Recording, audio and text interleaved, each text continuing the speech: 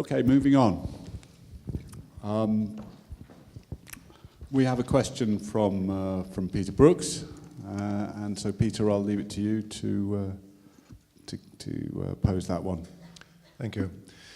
Economists use GDP, gross domestic product, which measures the consumption of the world's resources, but gives no value to Brazilian rainforest until it is cut down and sold as firewood.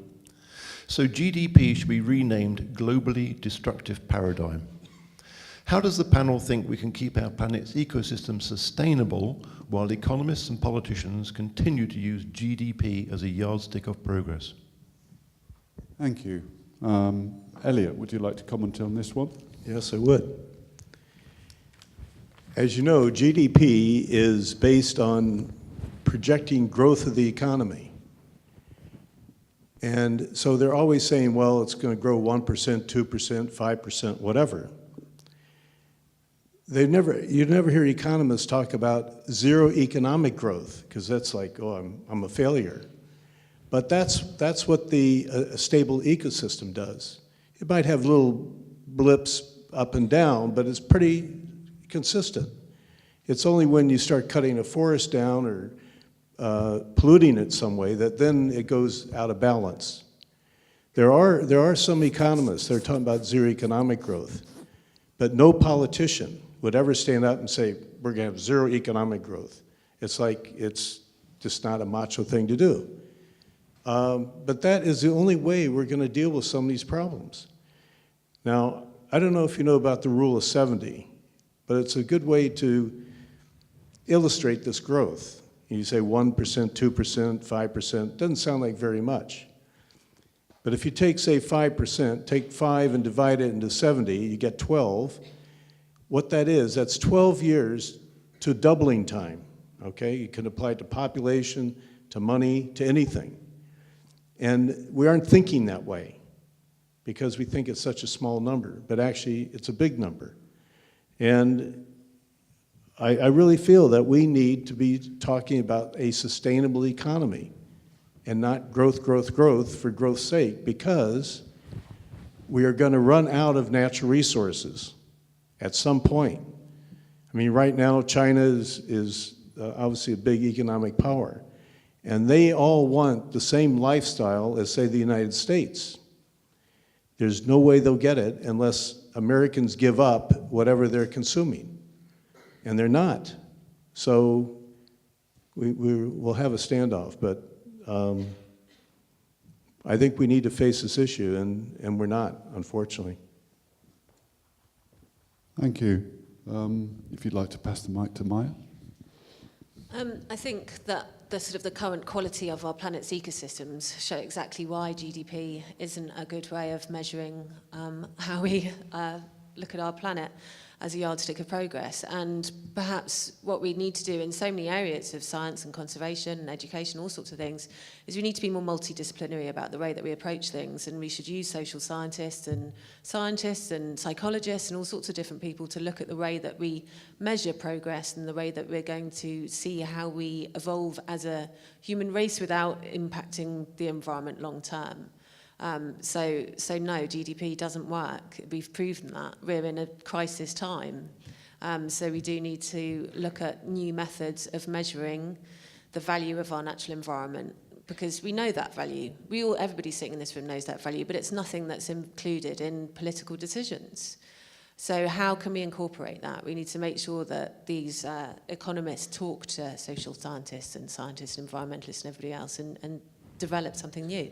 But as you said, who's going to do that? When you're on a political term, you can't afford to pull people's money out their pockets and say that there's going to be no economic growth. But that's what we need. That's what we need now to be able to sort of level off and redress the way that we look at the way we live. Yeah. Thank you. Harry.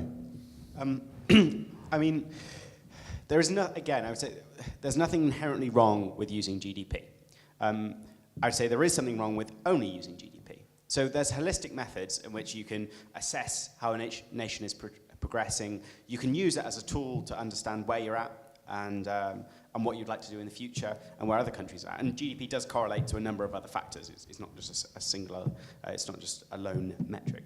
But I would say that it feels, certainly to me, that it is used too much. It's leaned on too much as a single. And there are a number of other factors that need to be looked at. And there are a host of metrics that are being developed, like happiness indexes and stuff. You could go all the way along that route and say we could cost our ecosystems. Ian was talking about $6 billion for the Great Barrier Reef. You can go along that way, and then if people are that hard-nosed and want single figures to be attached to the value of things, then you could probably do it. How accurate that is another question altogether. I think you kind of, going back to the question, was it, how should we continue to use GDP, or what? I can't remember the...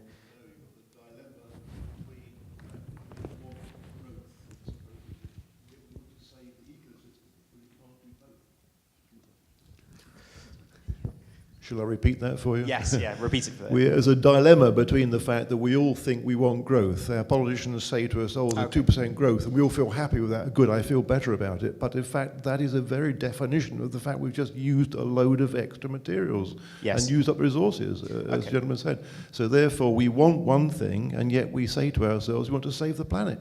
Well, you can't do the both. We've simply got to stop using GDP as the main message that we are getting better, because zero growth is dead right. That's what the ecosystem's saying, zero. Okay, in which case I say the problem's not with GDP, but how people want to manage the system and what people perceive as correct. Okay, so there is, again, nothing inherently wrong with using GDP as a metric. It's how you use it, and it's also what's the objective here. If let's say your objective was to create a steady state economy, so to have very little growth, then you could use GDP as a metric to see where you're at and see whether you've got steady growth or not. So again, it just depends. It depends how you use it, and there seems to be a problem lying behind with saying that people aren't using holistic methods in assessing where we should be at, and leaning on a single metric, and that I can see would be an issue. Thank you, Harry. We'll move to Ian and GDP. I think it's a tricky one, this, because it really depends on, and it's been alluded to before, about what we see as progress. What does progress mean for us, really? And at different times, there's been kind of various philosophical discussions about this, but we're not really having that discussion at the moment. 150 years ago, John Stuart Mill said that, that once people had got a kind of very assured standard of living, then the rest of, progress after that should be given over to mental culture. In other words, leisure and all of that kind of spare time. That was seen as progress once you'd reached that. And there's a sense, if you look at the GDP, if you look at something like life expectancy versus GDP, you see that that basically more developed countries, more affluent countries have a better health and well-being, higher life expectancy than poorer countries. So in that sense, there's no denying that in the 20th century, economic development has moved countries up that axis. The problem is that saturates, it flatlines. In other words, you can have more and more GDP, economic production, but actually doesn't change life expectancy and wealth and health and well-being. So the point then is, at what level do you then start to go into a different mode? And we just seem to be tearing on down that highway, producing more and more, consuming more and more. I do think one of the issues, though, is interesting, is that if you look at, in this room, we're all very like-minded, I suspect. But if you look in the wider population about the percentage of people who have the environment as the most important aspect, it's the minority. And much more of the majority is people who see economic development as being key to their livelihood. And we live in a democracy, and that means that actually if you give across to the democratic process, then we are the minority, and actually that rules. And I think you would be even more so if you went into developing countries and asked them. They would find it very often perverse, majority of people, that we spend so much time worrying about the environment, and they're worrying about just living. And so I think that as soon as we start to try to apply something across the globe, those cultural differences come out as well. So, there's lots of interest. There's the Bhutan Happiness one. There's the Happy Planet Index. There's lots of these, the OECD Better Life Index, lots of them. But none of them seem to capture the essence of what the true value is. And, of course, there's a massive debate in ecosystem services now about whether that idea of allocating value to an ecosystem is a good or a bad thing, because although it can get the decision makers and the politicians' head turned around if they put a value that's high, the very act of putting a value in something as intangible as the environment and landscape can lead you into tricky, troubled waters. So I have a problem with this one. I mean, I absolutely agree. It's a very blunt instrument, and I don't think it captures many of the other aspects about the environmental costs that are coming. But I find it difficult to see an alternative that's immediately there, that's transferable across the globe, and outside of cultural differences. Thanks very much, Ian. So Gaia. I'm going to have to add to this. Yeah, I think it is a tricky one. I think at the basis, so I'm just going to read the question again, but we're talking about economic growth, and economic growth is basically aiming at really an endless accumulation of wealth. So at the basis, I personally do not think that GDP is a good measurement indicator to rely upon, just because it just keeps us in the view of consumerism and just progressing human society in that direction. And at the moment, what is needed is more of a shift in vision to pursue perhaps quality of life as opposed to accumulation of wealth. And that would possibly support sustainability. Economic growth as it is cannot be reconciled with sustainability and biodiversity conservation. So in some ways I agree with Harry when he says that it could be an indicator that could provide useful information, but it should not be used on its own.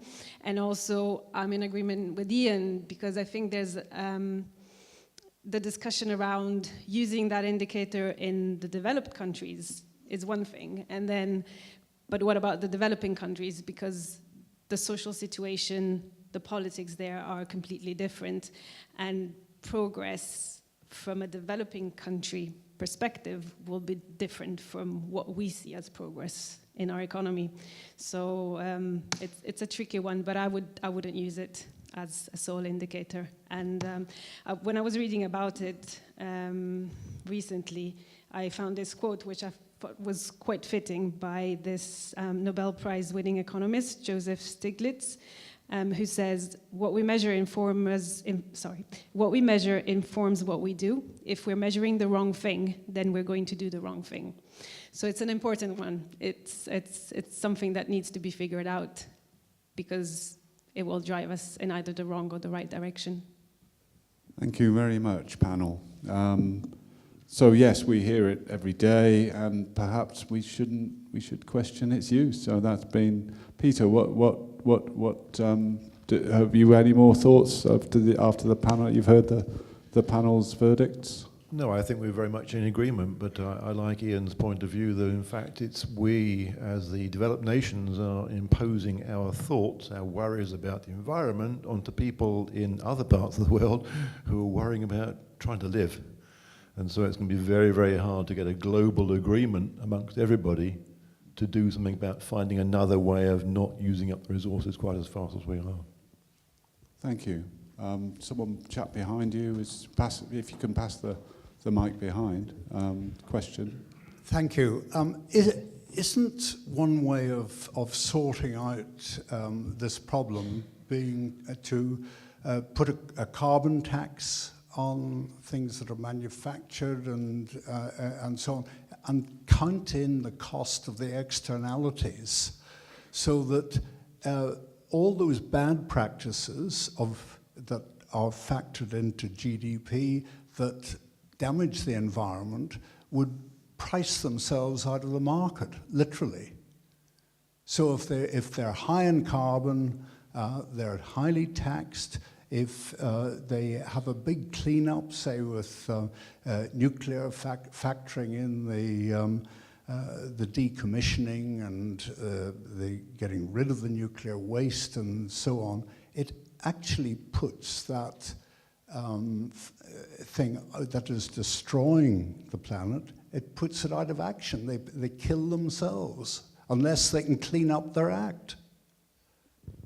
Does any of the panel would like to comment on internalising your externalities? Just say yes.